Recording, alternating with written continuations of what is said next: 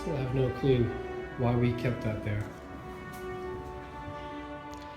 Good morning, everyone. Welcome to Sketchalona episode 29. My name is Jan. Every week I vlog a little bit about living in Barcelona on the Mediterranean and working on my comic books, working on my art, while showing you the sights and sounds of this beautiful city. And today, after a week of being sick and having a cold, I realized sun would be nice, and so I rediscovered the other side of the apartment, where I usually don't venture in the morning except on the weekends. And there's the balcony right there. We now have an Armenian bakery down below, so I get my integral croissants from there and make a coffee and sit on the balcony. And then I thought to myself, because I just had this feeling of like I love making my art, and I am really excited about getting to work on my 6-page comic book for the V100's anthology, but I wasn't looking forward to going back to that side of the apartment where it's all dark, and at this, probably until the afternoon, there's no way till the sun hits the kitchen to get a little bit more light going. So it's only like 10:30. The only thing I just realized is the sound. I kind of tune it out, but there's a lot of echoey sound over here from the street. So let's see how this video goes. I'm just gonna put you guys up against my Mac.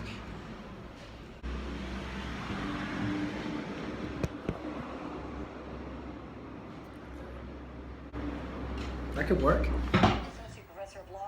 Of Chicago. Jenny wrote an op-ed in the Washington Post this week on the one quick and easy way to see the president's tax return. So, where am I at? I have not fallen behind. I feel like I have. This is kind of to underscore. Oh, it's my travel card. Travel card. This is kind of to underscore some of the feelings I've been having the past week and this slow realization over the past year, which is the amount of work I get done and the amount of work I feel I get done are two very different things. So this week, my cold only got worse. I was pretty much in bed half the time last weekend, the extra long weekend, and canceled my social obligations, going for coffee, stuff like that. But every day I was at home sick, I put in a serious amount of hours working on the comic book. And then during the week, there were a couple of nights I went home and I just went straight to bed. There was one day I showed up to work late because I couldn't sleep all night because I went through all the stages of, going sick. So at some point I had the chesty cough, kept myself up all night, and then slept through my alarm. Jesus, this thing is dusty. And even though I went straight to bed and slept for like an hour straight after work, and then woke up and stayed in bed and entertained myself on YouTube, I still grabbed a Cintiq and took it with me to bed and continued retouching pages. Might as well clean up, do all the boring stuff while I'm in bed. And so the amount of work I've actually gotten done, once again, like thinking about this past week, I feel like I just lost a week, just feeling, all sickly. And then the amount of stuff I actually done, like all the dialogue has been rewritten. Half the pages have been cleaned up again, and it was incredible how much I missed. There's just a little bit more work to get going, and at the rate I'm going right now, could I please finish the story this weekend? That would be totally awesome. So once again, how I feel about what I actually do, and then finding myself recording it because I'm making videos and I'm taking notes, and then going through my notes, just oh, wait a minute, I'm actually way more productive than I thought, which is pretty Cool. All right, Photoshop. Yep.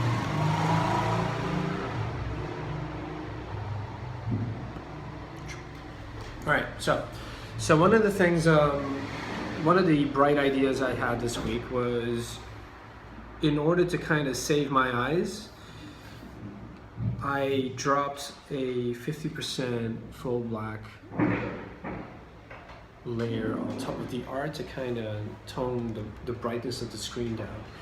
And then I thought to myself, how I did my 10 pages last summer for Phosphor was I kind of started in the middle. So I dropped a layer like this on it, and then, you know, I went a little, I started identifying the bright areas and the dark areas, and applying shadow and light accordingly, and then adding the effects, but never going full white until the very end for some final detail, which is more of a painterly approach. And so putting this layer on top of it kind of made me remember, like, so that's how I did that, which is another little reminder that I almost need to keep projects going for the sake of just keeping my fingers nimble in Photoshop and keeping this workflow, so I don't constantly have to reinvent the wheel. So yes, so right now I am going to touch up these, not word balloons, word boxes, I guess, because they were made with a full white background. So now that I dropped this layer, it doesn't look good anymore. On science, and it doesn't seem like this administration cares about science. For example, their dark age denial of climate change. Surprise trip to the kitchen to look for the pair of scissors, and I just all of a sudden I had the thought, like, whatever happened to my makeshift camera stand? Now I've got the Gorilla one, and that could totally work, but like when you want to have the camera directly on top of your art, you know, like to have a stand like this is a little tricky, especially when you see some of the level of construction some people go to build a little studio with the lights and whatnot, which is really cool. But I have two left hands, so you know, it's something that's always frustrated me, because I have so many friends who are so handy with tools and make stuff and do that for a living, and yet I have all this fine control in my left hand and that just doesn't translate to actually building anything other than lines on paper. So what I did last time was I took a little juice. Make sure you drink the juice first. And then I think this one is actually, the other ones were 2 liters, so I might have to give it try a different one. But that doesn't stop me from trying. And then you take a knife and you measure your iPhone. Yeah, I'm not quite sure if this could hold the weight, but it doesn't mean I shouldn't try. And you just maybe should be lower. I almost stabbed myself on the other side. Yeah, the other one was definitely bigger. So let's make a little iPhone stand. And then maybe I can use kitty litter for the weight instead of water, if that's heavier. Let's see if I still have some. No, I don't. Oh well, so much for that idea. Maybe use this rice instead of sand or kitty litter. Okay, so this kind of exactly went how I thought it was going to go. There is now rice everywhere. I need a mirror dimension to practice my arts arcane. Yeah, so I saw Doctor Strange again the other day. So Doctor Strange, man. All right. I'm trying out. I'm trying to see if the stabilizer on the front camera does its job properly, because I just saw some of the previous clips to check on the sound, and the sound is pretty awesome on the other camera, but then it was all like super shaky and like bothering me. So this is where the path of the one ends. But I was talking about Doctor Strange. So watching Doctor Strange again, I really enjoyed that film when it came out in the cinemas, and I really enjoyed watching it yesterday. And I think it's kind of fun to see, after all the talk of like superhero movies and origin stories and how bored we are, and like people are just so spoiled. I love a good origin story, and that was one for a character I don't really know that much about. Like, he's always been around in comics, so I've always seen him, but I don't really care too much about magic. I never finished watching the Harry Potter series still, and I should, because I'm pretty sure they're pretty awesome, but I just, just different things grab different people, I guess. But that movie, like, I really like the whole notion of magic and how they explain it, and how they explain magical weapons and the order and other dimensions, and like, it's really cool. And the character is a bit of a grumpy old egomaniac who needs to be put down a peg or two, which is also pretty cool. And of course, Cumberbatch is just the guy to play that kind of role. So yeah, it was cool. I liked it a lot, and the special effects hold up. And it also made me want to use some of those clips in my little Matrix edit, which is, so far, I suppose I should, with a nice green background, give you a little bit of an update on that one. So follow me. So what's been happening with my little edit is I have been making some more puzzle pieces. So every now and again, I just grab a part of the film and I just start editing it. I've rewatched some of the edits just the other day, and they're really rough. Like, they're really, like, they need to be re-edited. But I'm kind of, what can I say? Like, there's a story emerging for which I need more scenes. And then the important thing to remember is that the edit, as I originally set it out, was meant to be taking the two Matrix sequels, using them as puzzle pieces, and seeing if I rearrange them, like what I could come up with, just, as a little side project to keep the creative juices flowing and to keep my editing fingers nimble. And so the story that is emerging with so I have the puzzle pieces. I've got about, I think, 13 edited clips and a bunch of notes. And so my desire is to take a lot of scenes from the third movie and front load them into the beginning, instead of the events of Reloaded and then Revolutions. So I take a lot of the scenes in Revolutions, I've edited them so that there's all little dialogue and snippets and even characters that would be out of place if you watch it first. So it would be noticeable. So I take all that stuff out, I put it in front, and so a different story starts emerging. Stop. So this is the part where the video completely went off the rails, and I started explaining what I'd been up to like an 8-year-old playing with his action figures. And there was also a lot of sound pollution from outside. So I'm gonna have to stop myself right here. This is just not working, dude. And try this explanation of the story that is emerging just one more time. You had food. Yes, you did. Twice. My cat is turning into Garfield.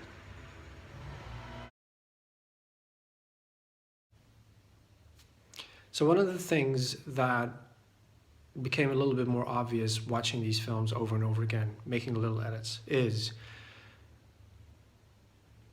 in the world of the Matrix, which is a computer simulation in which all of mankind is plugged in to be used as batteries, which is a little explanation of the film that needs to be recreated in my version because it's not in the film. Because they assume you watch the first one, and I think, well, so what? You should simply reintroduce your world to begin with. There are also programs living out their lives. Most programs are there for a very good reason. They're built for a purpose, and when something breaks down, they are to be deleted. But there are also programs from the machine world which go hide as refugees inside the Matrix. And so there's a mob boss who is a trafficker in information and moves these programs around.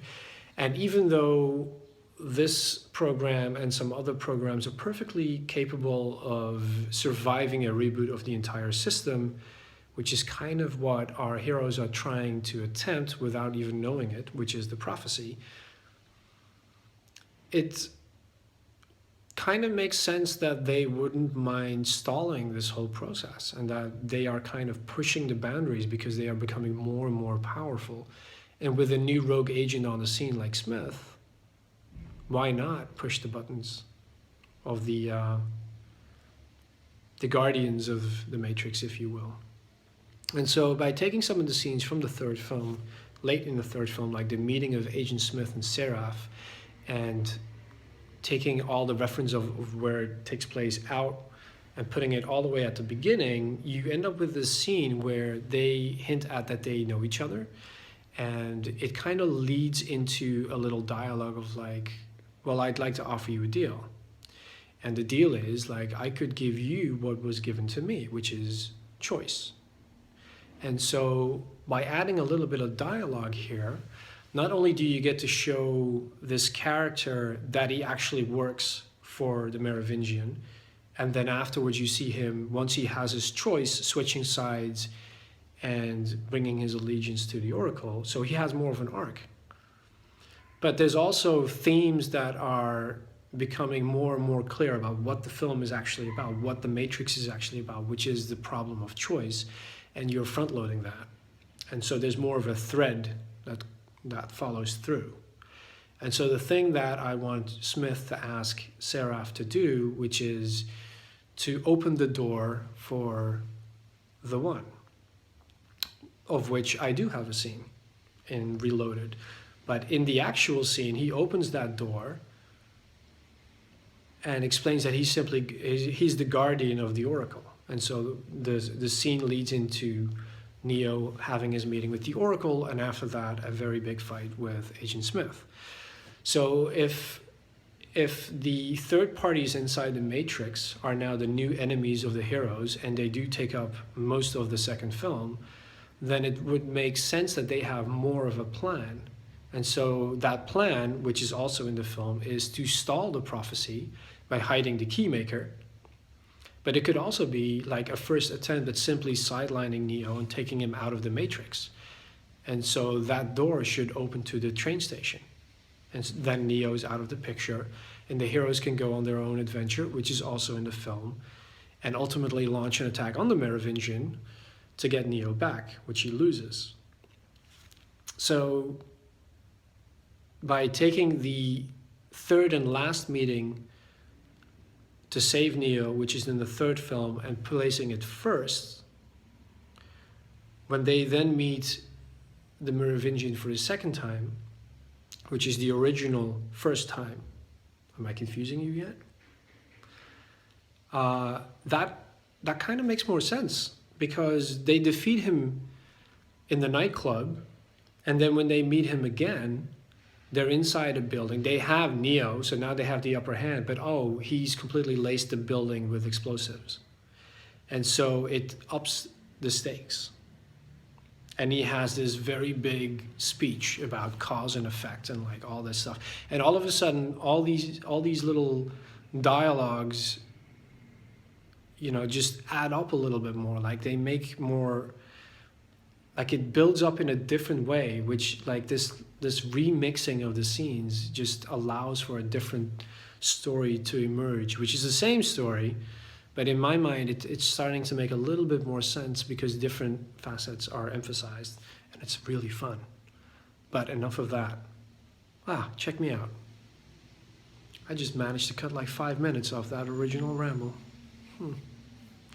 And that segues perfectly into a word from our sponsor, coffee. Where were we without you?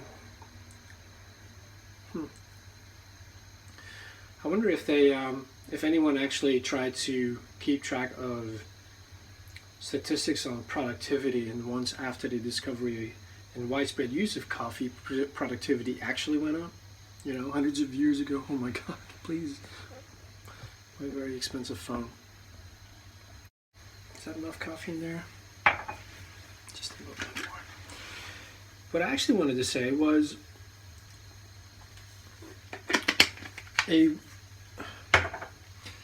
Ape Sapien just uploaded his day 100 of 100 Days of Making Comics. So congratulations from me right here, face to face. Cara. One of the things that I really learned from doing these videos, and Abe pointed out some really good tips, like really good pointers of what he picked up from doing his 100-day run these last 3 months, and you should totally check that out. I'll just post the link right there. Is kind of like how to, like, not only do you become more and more aware of what it is that you actually have to do, but you also become better at presenting yourself and a little bit more coherent in formulating your thoughts. Not always. I'm well aware this video is now over 20 minutes. But it, you know, like you do pick up on these things, and it's part of the fun of making these videos, I find, because my little second take ramble was I probably did that in 3 takes because it was still going on and on. So I hope you guys don't mind me rambling about my little side project there. But since we are a lot of us are in the business of writing our own little stories and making our own little comics, it's nice to have a little side project where most of the heavy lifting is done, and you get to think about these things in a different way, because I'm already applying some of these some of the thoughts about front loading and making the threat very clear, and having third parties that have their own plan and like their own story arcs. Like, these are thoughts that I then take into my own comic book, Phosphor, where I'm thinking a lot more like, well, I did have a third party in the story. There's a part where like the main characters that you're introduced in my upcoming first issue, somewhere along the line, you know, like they do refer to people like themselves on the same treasure hunt, and they're trying to beat them to it, and of course they do come into play, and so they also have their own plans, and so there's a history, and like these are things that need to be explained. And so watching it in a film where I feel like, well, you're kind of hinting at these things, but you're not really showing them, and you're also not really explaining it. And the characters, somehow, some of the characters, not all of the characters, I think the Agent Smith has a real arc in the 3 movies, and some people are hinting at that he's actually the real protagonist, the real one who brings change to the Matrix. But like thinking about like someone else's writing, and like it's always easier to pick apart someone else's stuff, especially when you're not close to them. You know, like there's like when you're overly familiar or friendly with people, like you don't pull out the knives as quickly, so to speak. And it's also not within the community we have online. I personally don't think that is very helpful. It's a lot more helpful to be constructive and let people write, you know, make their own mistakes and discover their own mistakes on their own. And only when they ask for it do you go like, well, this is what I think. Have you thought of it like this? You know, rather than what most of us do in our spare time, watching films, and what a lot of people seem to do in comment sections on YouTube, which is just tear everyone a new one. You know, but it is easier when you have more distance and when it's someone else's work. It is easier when it's a 10-year-old film, and it's also an easy way to kind of become more aware of problems in storytelling, and then taking what you've learned by dissecting someone else's story and then applying it to your own. And it's fun. It's a lot of fun. Don't forget that one. All right, let's add a little soy milk.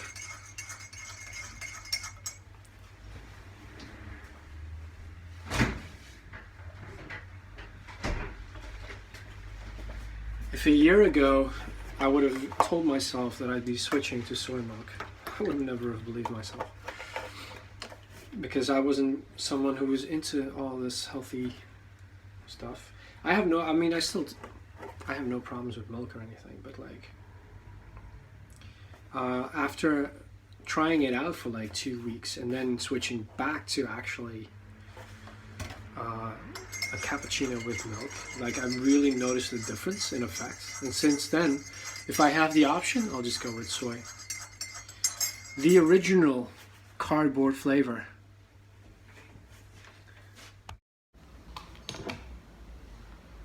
Back in the living room, had to close the door. It's getting too windy, too chilly, too much pollen on the floor.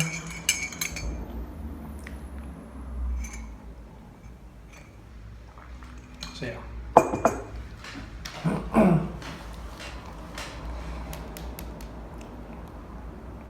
So back to Abe Sapien. Abe made it to 100 days. It's awesome. There's quite a few people who are already into their 30s. Which is really, really good too. So I hope you guys keep going and keep realizing, like Abe did, that an awful lot of this challenge is it's not just the building of good habits. It's not just, you know, presenting yourself to a wider audience and like getting feedback from people. It's not just finding solutions to problems that you didn't even realize you were going to run into. It's, you know, it's like all of those things and more. And the one thing that Abe kind of hit home on in his 100th video, which quite a few of us have come to realize, is that, you know, there's such a large community around Kevin Cross's 100 Days of Making Comics that has just been expanding with Will Terrell coming onto the scene, but also like the anthology becoming a thing, and like the 100 Days or the The100s hangouts, which I really have to be in more. And there's so many times I check, but being in the wrong time zone, in fact, let's have a look right now, just doesn't help me very much. And so a lot of times it's like, you're the first one here. It's like, great. I guess somebody has to be first. Ta-da. You are the first one here. I'm just gonna hit that button. Okay, I'm waiting for you guys. So yeah, there's a whole community, and it's a really fun thing. And it's not the only community. There's a couple of interlinked communities, you know. So I see a number of us on the Level Up Facebook group. There's the Artcasters, of course. Artcasters are freaking awesome. That's a really cool Facebook page that I love watching everyone's work come by on. It kind of made me think about places like Divine Art. I should really get back into Divine Art. I kind of let it just flounder the past year. It's just a shame because it's an amazing community. It's really, really amazing. yeah, I don't know. Like I guess we all just kind of gravitate towards what works best for us, and I just find YouTube and Twitter to be more my thing. Even Facebook, I'm not consistent on Facebook anymore because I just feel like it's part scam, and like in general, I don't know, like Facebook just bores me more and more and becomes a bit more like it has so much potential. At the same time, it's just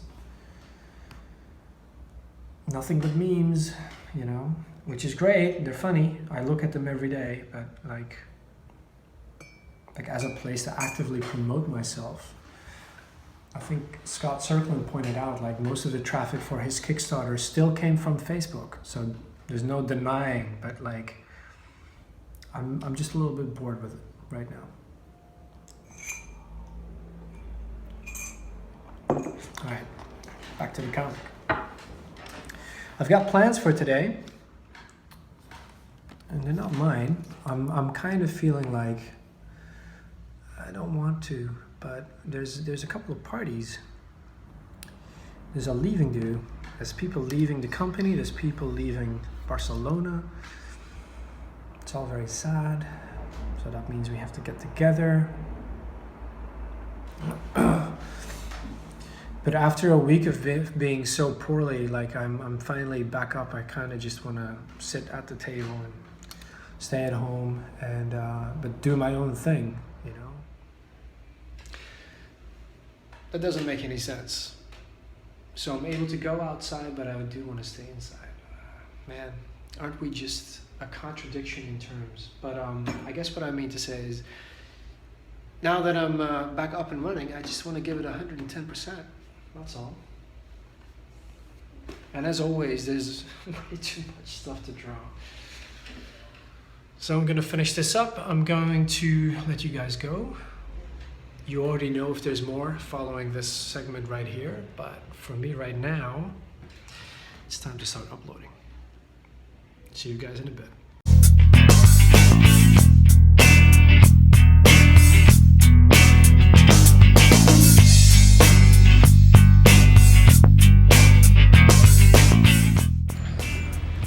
Good morning, everyone. It's Sunday. I thought for once, first thing I do instead of doing a little drawing, having a little coffee, is get my butt out to the beach. Because we were out there last night and it was so freezing cold, but I just kind of haven't been out to the beach in a long time. And even though it's cold, let's see what's happening. It's nice and quiet right now, unlike normal. So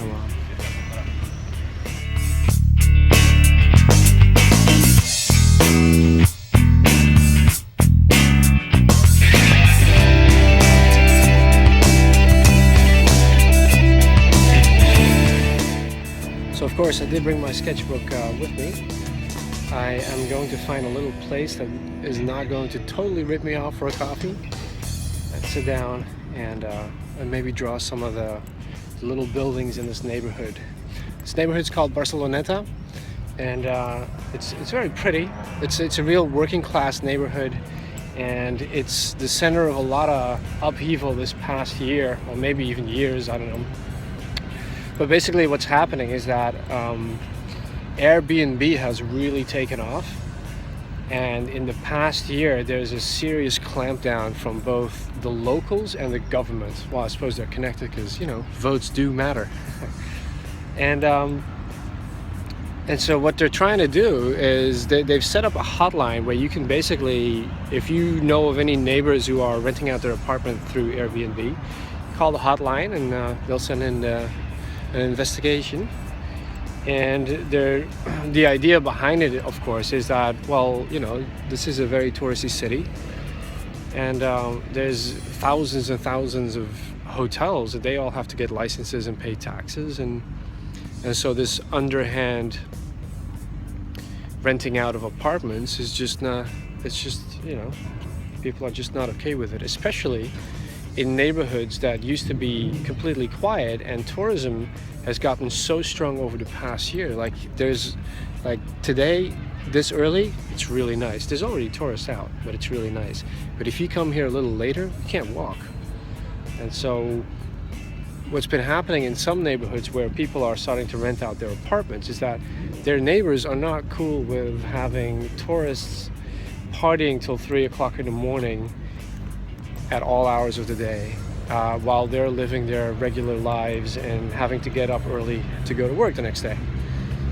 So yeah, that's kind of, I've seen this development in other cities as well. I have made use of Airbnb myself in the past, and I think it's pretty awesome. But there's something to be said about, about a city that thrives as this one does and as Amsterdam does on tourism, and the local population turning its back and complaining about their biggest source of income at the same time, as well as, you're living in a pretty quiet neighborhood and all of a sudden, everyone around you is just starting to rent it out and you're not even in a hotel, and that would drive me nuts too. So yeah, tourism, guys, it's not for everyone.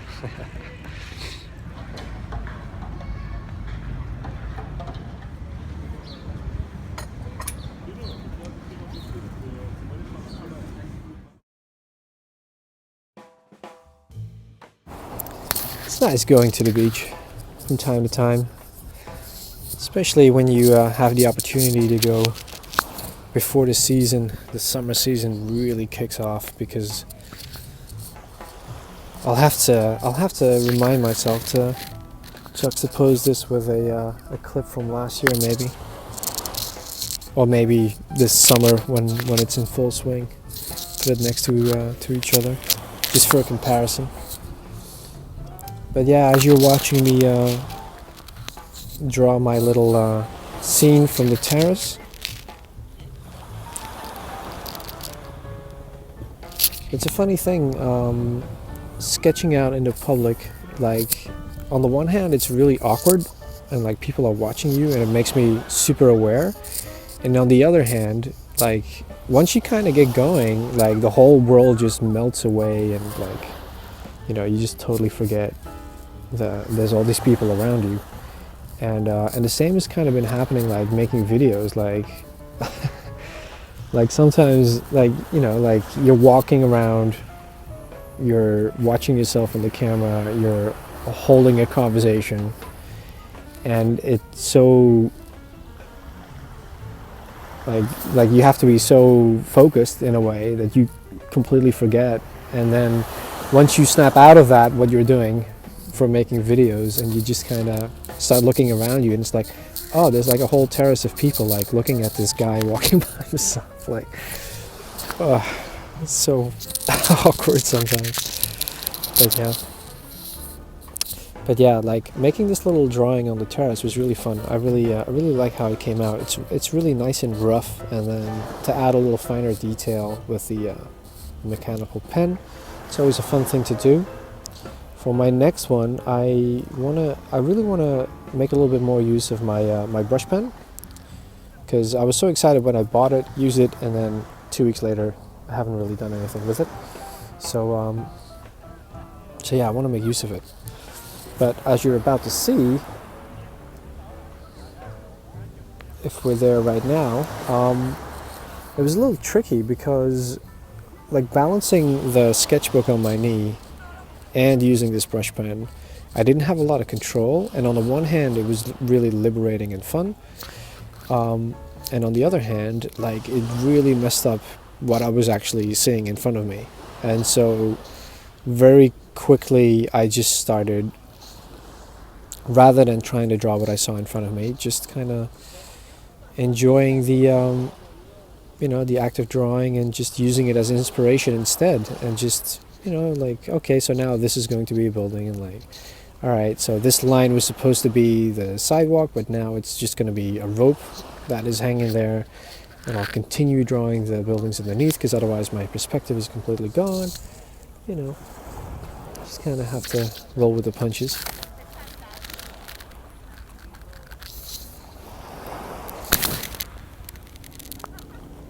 Man, this is nice.